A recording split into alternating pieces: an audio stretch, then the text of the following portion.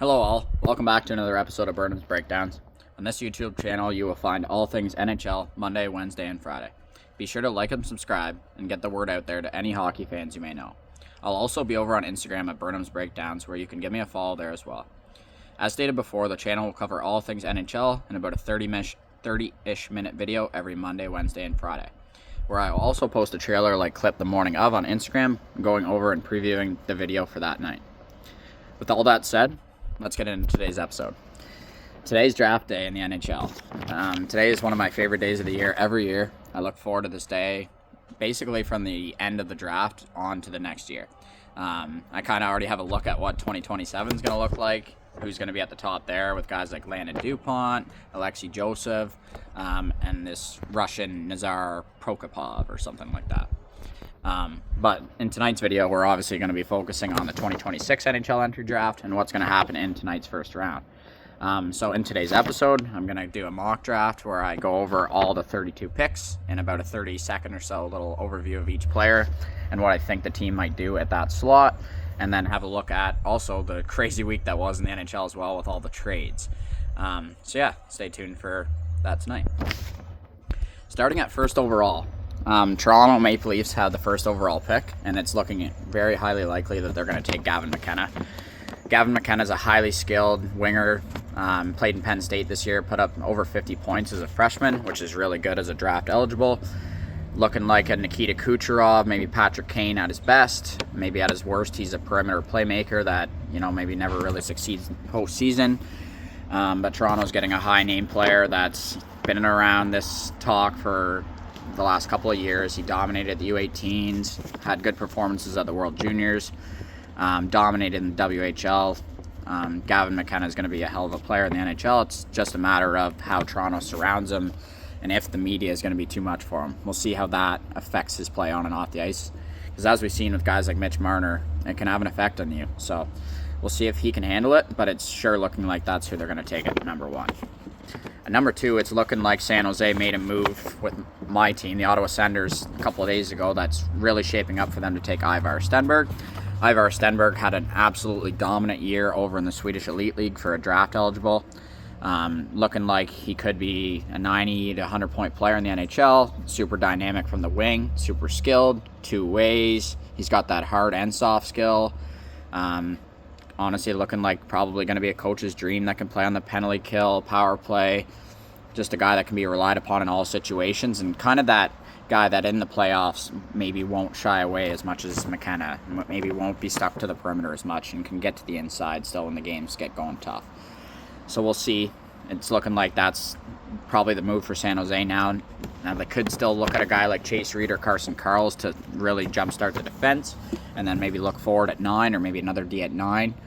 But in all the things I've been hearing, it's really looking like Stenberg, who is unanimously a number 2 overall pick in most drafts, is going to go number 2 to San Jose. At 3, most people think it's going to be Caleb Malhotra just due to the ties of Manny Malhotra now being the Vancouver Canucks head coach. And all the things I've been hearing and listening to, it sounds like there's kind of an awkward feeling about that being the case in the end, and it's looking like maybe Vancouver might look in a different direction instead of just creating this narrative of father-son all the time with Manny and Caleb. In saying that, I think if they're going to go D, they're going to go Chase Reed. They're going to go with the guy with the most offensive potential, I think, from the back end.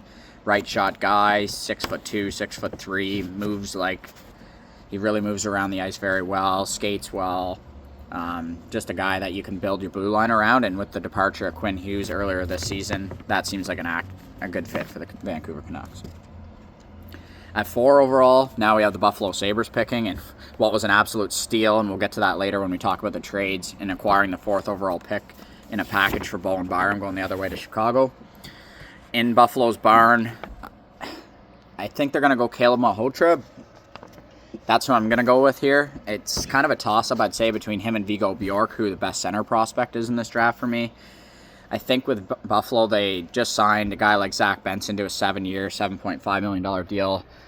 He's kind of the embodiment of the Buffalo Sabres right now, where they have a lot of small, skilled guys. So maybe adding a bit more size in Caleb Malhotra to add on to a guy like Tage Thompson might be a good fit for Buffalo. They need to build through the spine, up the middle. They got guys like McLeod and Norris, but they might need to move on from one of them to get a little bit of more salary cap space. So in saying that, I think the accurate pick here would be to go with Cale Malhotra.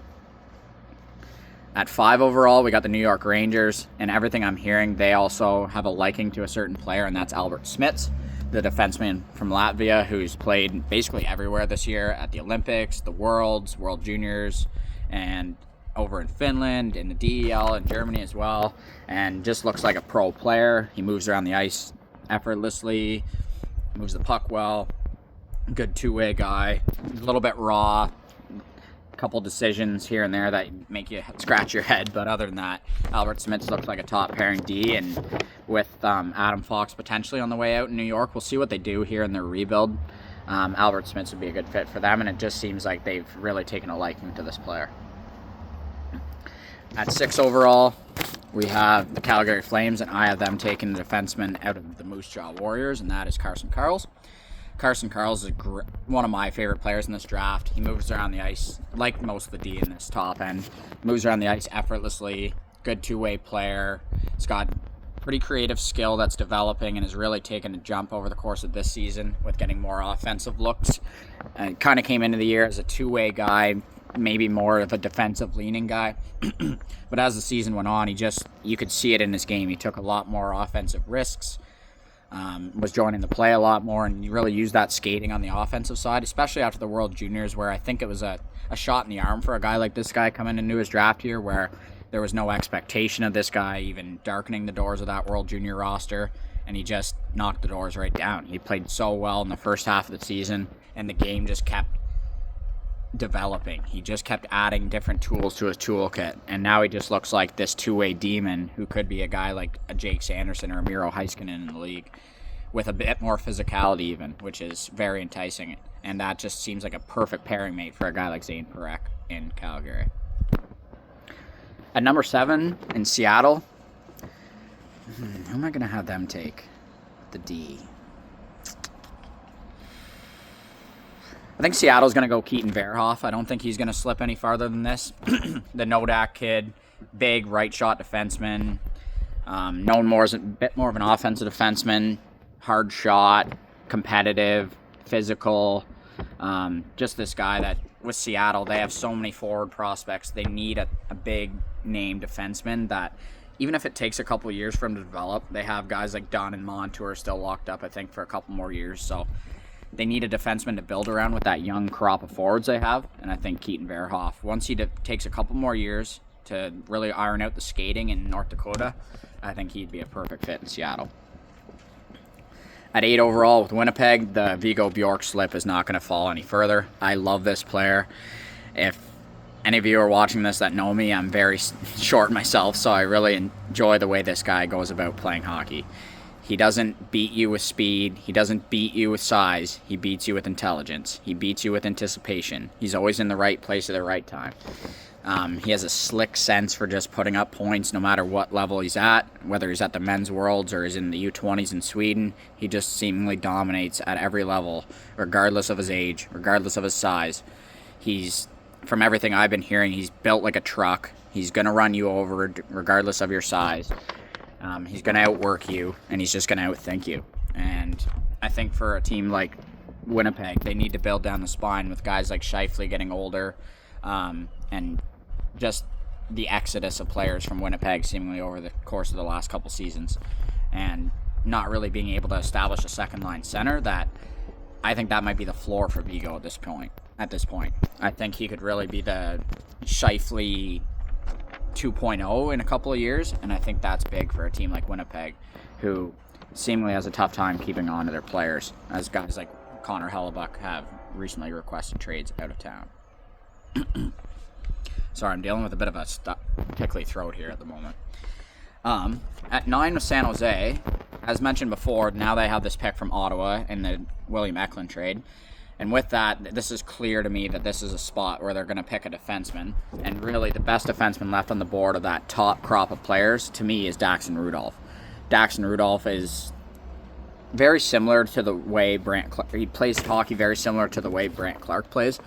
very offensively driven, very active in the rush. He likes to he likes to activate in the offensive zone when they have sustained pressure. Big booming shot.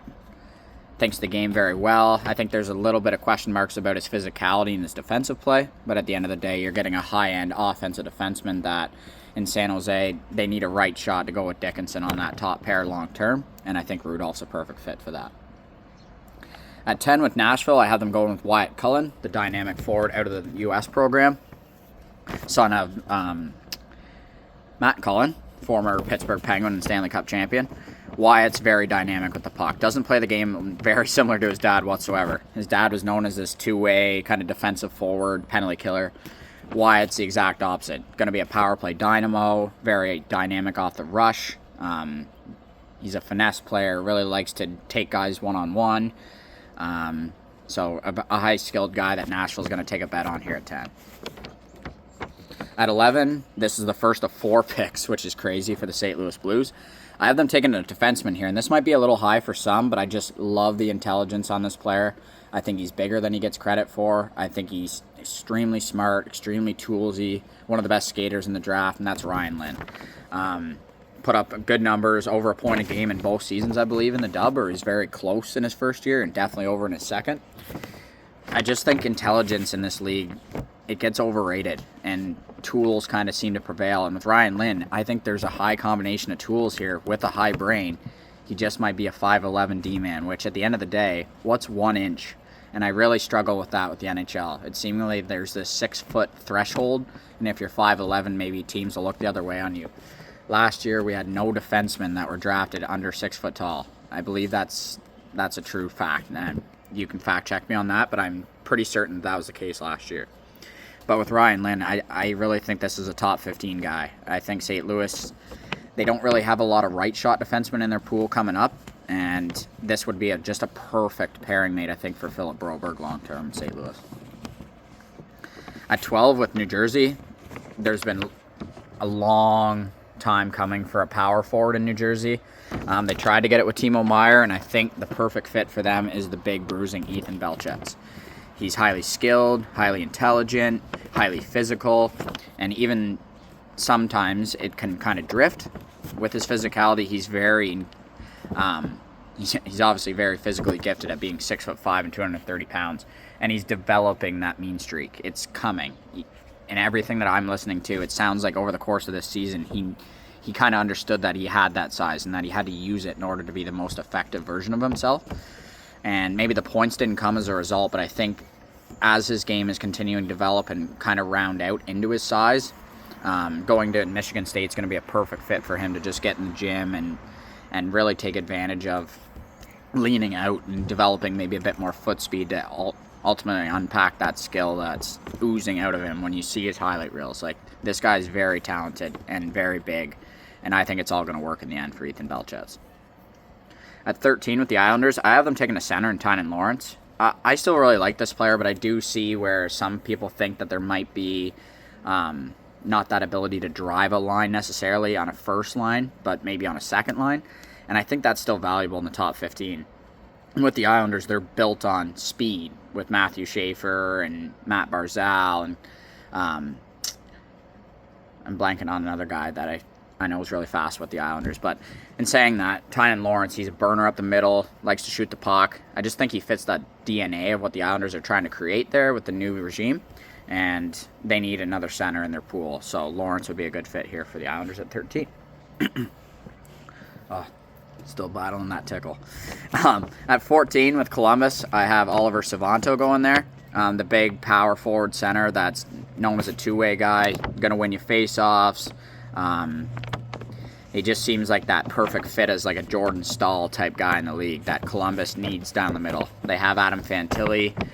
They have guys like Luca Del Belbaluz coming, Luca Pinelli, kind of some smaller, skilled guys that I think Savanto would just round out that forward crew nicely for them. They just picked up Nichushkin there the other day too, so they clearly like these big power centers and big power forwards, and I think Savanto would be a nice fit going forward for the Blue Jackets.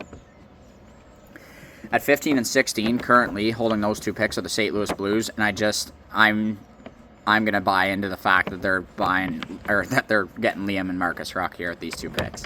Why not? Like, you have the opportunity back to back. These are where they're projected to go, middle of the first round, end of the first round. You have the opportunity to do it. You need some forwards in your pool skill. You might as well add the 2 and see if it works. You might as well take the risk. You have 4 picks in the first. Why not? At 17 with LA, I don't think Malte Gustafson's going to fall any farther.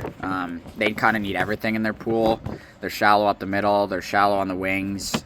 They don't really have a lot on the back end either. So why not add a guy like Malte Gustafson that's super toolsy, kind of developing an offensive game too as the course of the season went on. He's super physical, super defensively sound. And I just think he'd be a good kind of building block for LA to start with here at 17 as being the best player available still at this spot. At 18 with Washington, I have them taking a mold of player that they also tend to really like in Nikita Klepov. Not just because of the Russian factor, but he's also just a super highly skilled forward that's going to produce on the power play. Thinks the game very well, has an underrated defensive side of his game, and I just think is kind of the Washington type of guy, to be honest with you. Just seems like he would fit perfectly in a Washington uniform going forward. At 19 with Utah, I have them taking a big power forward in Oscar Hemming. He kind of had a season derailed by bouncing around in Finland for a little bit and then not getting a release to play. I don't know the whole story, but then ended up at Boston College where he played some time with James Haggins, and you could see that he was super skilled and super had a super hard shot, super physical, had a lot of the tools of making of a top 6 forward in the NHL, but just didn't really produce like it quite yet. I think he's got a lot of time though. He can go and play a couple of years there, round out his game, really start putting up some points, and then make the jump into the end. Probably spend a year in the AHL in a couple of years and then make the jump into the Utah Mammoth lineup in their top 9. At 20 with Buffalo, they're picking again here. I have them taking Tommy Blyle. They moved Michael Kesselring in the deal to get this pick, so I think adding a right shot defenseman makes a lot of sense here. At 4 overall, I had them taking Chase Reed. Who did I have Buffalo taking at 4? I had them taking Cale Malhotra, sorry. So I had them taking a right shot D here in Tommy Blyle. It just makes sense. The guy's skyrocketed up the charts over the course of the year. Super good skater. They need some right shot guys in their pool, and clearly this guy, to me, is the best right shot guy left at this point on the board. At 21 with Philly, I have them taking the big hulking Maxim Solkolovsky out of the London Knights. He is a 6'7", 240-pound mammoth, and I just think that the Broad Street Bullies would really welcome this guy into their lineup. He plays super physical, decent skater for his size. He's developing his puck skills. I just think he's a project that a team's going to take a swing on here in the top 25, and I think Philly might be a good fit for him, having that Broad Street Bully DNA already built in with that massive size, and he's not afraid to use it either, which is very scary for teams, or for players coming down on his side of the ice. At number 22 with Pittsburgh, I have them taking a high-skilled winger out of Sweden in Elton Hermansson. He seems like he's all skill, maybe doesn't have that defensive side of his game necessarily all figured out, but in watching this kid's highlight reels, he can dangle with the best of them. He tries to take guys on one-on-one, kind of like Wyatt Cullen. Very dynamic, probably going to score a lot at the NHL, but maybe won't help you so much on the defensive side. But I think might be a good fit for Pittsburgh to add to their middle six going forward. With Boston, seems like this guy's slipping too a little bit because he's been rising up boards as opposed to going down, and that's Alexander Command out of Sweden. A high motor, high effort kind of guy that's going to win battles, two-way center. Probably not going to score a ton at the NHL, might be a 40, 50-point guy, but just going to win battles because he's physical, he's engaged, and just seems like a Boston Bruin type of guy. At 24th, Vancouver, they need some centers as well, so I have them taking the big power forward out of University of Miami, Ohio, and Ilya Morozov. He's a 6'3", 205-pound Russian. Again, same thing, two-way guy, super physical, super engaged, going to play on the PK, probably play on a second power play. Got that solid, he's got those solid net front skills where he's good at tipping pucks, good at banging and rebounds. He's developing that offensive side of the transition game as well, where at the University of Miami, Ohio, they gave him some opportunities in the top 6, and I feel like those are going to grow over the next couple of seasons, and Vancouver could add a guy like that to help their rebuild down the middle in the next couple of seasons. At 25 with Ottawa, I want them to take a bet here and take a cut. Like, I really want to see them take a swing on skill, and I think the best swing on skill left, in my opinion, is Mathis Preston. He's super fast, got a bullet of a shot, plays in straight lines, but maybe carries on the puck too much. He doesn't have the best hockey IQ necessarily, but it's coming, and I think the production's going to come as well now with the new team in the dub. He's just so fun to watch. When he's on his game, he's dynamic and kind of reminds me of a guy like Jordan Kyrou, where might be a little soft on the perimeter, but super dynamic. And has an opportunity, if he hits, of being a top 6 forward, definitely in the NHL one day. At 26 with the Rangers, I have them also taking a swing on skill with JP Hurlburt. Had a 90-plus point season in the dub this year. Can shoot the puck very hard. Plays in straight lines, very fast. Seemingly gets a lot of breakaways, but there's a knock on maybe it's a lot of junior skill and puts up a lot of junior points, so we'll see how it translates in the NHL, but I think this is a bet that the Rangers can afford to take. I'm going to have San Jose taking also a swing here at 27. They're going to take a big swing on a defenseman here in Ben McBeth. A projected second rounder from most, but in watching this kid, he can really skate, and in the way the NHL is trending lately, defensemen that can skate are going to get looks no matter what. And if you can develop the play with the puck and make smart decisions with it, that only makes you have a high likelihood of being a top 4 guy in the NHL one day. And with McBeth, he's super smooth, super... it's like 2 strides, it feels like he's out of the defensive zone. And he can carry the puck out. He's a one-man breakout. I think he makes pretty good decisions with it. Put up pretty good production this year in the dub for a first-year guy after playing the year before that, I think, in U18 AAA, but I could be corrected on that. But anyways, in the highlights I have watched of this kid, I think, why not if you're San Jose at 27? You need some left shot guys, you need to build out your defensive core, and you need some guys that can skate. So McBeth would be a good fit, I think, for the Sharks at 27. At 28 with Montreal, I have them taking a French kid in Maddox Dagenet out of the queue. Maddox is a super physical, highly engaged forward that was criticized for maybe being a little lackluster in these areas going into the season, with having the skill but maybe not the will to go with it, and he's added that to his game over the course of the season. Montreal clearly wants to get bigger on the wings and up the middle, so Dagenet, whether he plays wing or plays center, I think would be a good fit in their middle 6 going forward, and why not bring a French kid closer to home if you're the Canadians. At 29 with St. Louis, I have them also taking a big power forward in Gleb Pugachev. Seems like he's I can't say much on the Russians because I haven't seen much of what they look like because there's limited highlights on YouTube and limited highlights everywhere for that matter. But with Pugachev, he's super fast, super physical, and he's big from everything I hear. And he's going to hit everything that moves. He's probably going to play in a bottom 6, but he's highly projectable.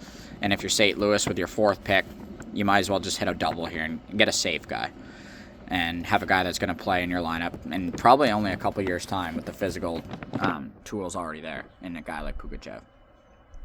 At 30 with Calgary, I have them taking also a highly projectable center in Jack Hextall. Seems like a 3C in the making, very two-way, highly detailed, highly oriented guy, high motor, maybe doesn't score a ton. Looks like the production's going up though. It really went up over the course of the year in the USHL, and it's probably going to trend that way when he goes to Michigan State next year as well. But with Calgary, you just need also some projectable guys too. Like, they've taken some cuts on some guys, and now you just need some guys that you know are going to play. And at 30, a Hextall would be a perfect fit for Calgary. At 31 with Carolina, they're known for taking bets on guys, especially late in the draft when they pick like this quite often. And I have them taking Jackson Cover out of London Knights. This kid played roller hockey, I think, until he was like 14, and then transitioned to ice hockey. So he's still very raw, but highly skilled. Thinks the game at a high level, has high-end hands. Pretty good skater, too, for a kid who hasn't been skating for that long and playing ice hockey. So I think there's a high likelihood this guy ends up in a top 6 one day, and Carolina just always seems to find these guys. And why not add another like Jackson Cover to the mix? Lastly, at 32 with Ottawa, the pick that cannot be moved, so this one they're for sure picking with. So I have them taking another bet, and that's on Adam Valentini out of the University of Michigan. The two picks I have for Ottawa are the most non-Ottawa picks known to man, but they got to break the mold at some point and add some small skilled guys too. So why not add a guy like Valentini? I can't even pronounce his name. But with Valentini, he's not just small. He's also like a Vigo Bjork, where he's highly physical, highly engaged. He's known for his motor. But he also put up 29 points in 40 games at the University of Michigan on a stacked roster as a draft eligible. So I don't see really what the knocks are in this kid. If you're Ottawa, if one of these two hit, you're laughing coming out of the draft, especially if you can add a guy like a Jason Robertson or something like that, without having to give up a pick in the process, which I don't think will happen. I don't think we're probably in the mix for him at this point, but we'll see. In saying that, we'll get over to the trades now at this point, and I'm just going to go off the ones off the top of my head. I'm not going to go into too much research on this because, honestly, it was such a crazy day the other day, and I have a lot of opinions just at the top of my head anyway. So we'll start with the Bowen Byram trade because I think it's the most egregious of all. Buffalo gets the 4th overall pick, the 45th overall pick, and Louis Crevier in exchange for Chicago getting Jordan Greenway and Bowen Byram. If you're Chicago, I like the swing. Like, at some point, they had to take a bet on a big defenseman. I just don't know if Bowen Byram is what he thinks he is and what the Chicago Blackhawks think he is. He's a 24-year-old that in Buffalo was seemingly a number 3 for the most part, I think. Like, I feel like Samuelsson got more responsibilities than he did, and of course, Rasmus Dahlin. And in Colorado, he was also behind Cale Makar. So he's never truly had that opportunity to be a number 1. And he can think it all he wants, but there's no track record there to go with it. In saying that, though, if you look at it from the glass half full perspective and looking at it like this is a win for Chicago, Byram hasn't had the opportunity to be a number 1. He's always been behind a bigger fish. He's a very good skater, very dynamic. He was a 4th overall pick.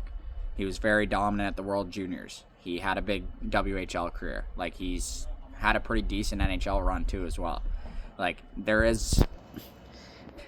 I can see both sides to this argument, but at the end of the day, I don't think there's too many that are arguing it's an overpayment, regardless of how this works out.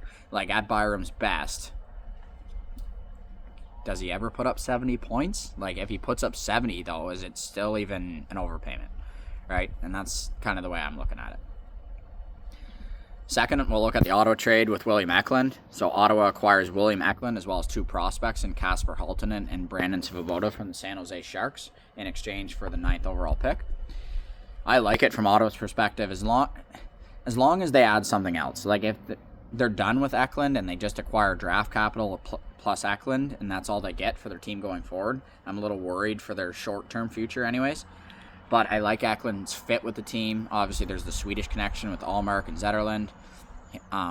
We've been begging for some speed on the wing. He adds that. We wanted more of a goal scorer, I think, as Sens fans as a whole, but Eklund's got the playmaking, so if we can add a scorer on the other side and then a corresponding deal, that would be kind of a perfect fit and might be just the cherry on top for saying goodbye to our captain of 8 years in Brady Tkachuk. I'm not going to get into that. I've already kind of had my piece with it. I'm done with it. If you want to go.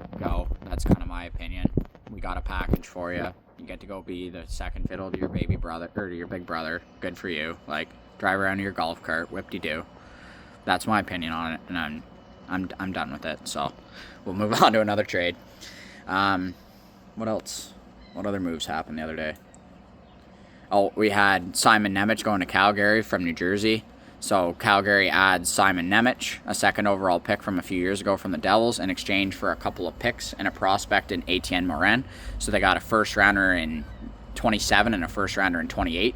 There are a couple of conditions, I believe, on them, and a prospect in Etienne Morin, who's a 2nd-rounder from a couple of years back. I like this move from Calgary. Like, all you have going forward right now currently on your defensive roster is Zane Parekh in terms of going forward. In my mock, I obviously have them going with Carson Karls, as mentioned from before, but adding another right shot guy to your pool is another good thing to do, especially with a guy like Simon Nemec, who I think broke out this year. I think with 26 whatever points he had in the limited amount of ice time he did have with the Devils, I think was a pretty solid, productive season for a 22-year-old guy. So if you're Calgary, you got to love this deal going forward. I mean, you had to give up a couple of picks in the process, but in the process. But I think they're going to be a couple of late first rounders, and you got to take swings on guys too that are already at least semi-established in the league. At this point, I'm probably forgetting a deal. It's the end of the school year, as mentioned in my little preview earlier on my Instagram, so brain's kind of mush at this point, so I'm going to wrap it up there. Looking forward to the draft. Can't wait to break it down on Monday's episode, so stay tuned for that. Be sure to like and subscribe. Thanks, guys.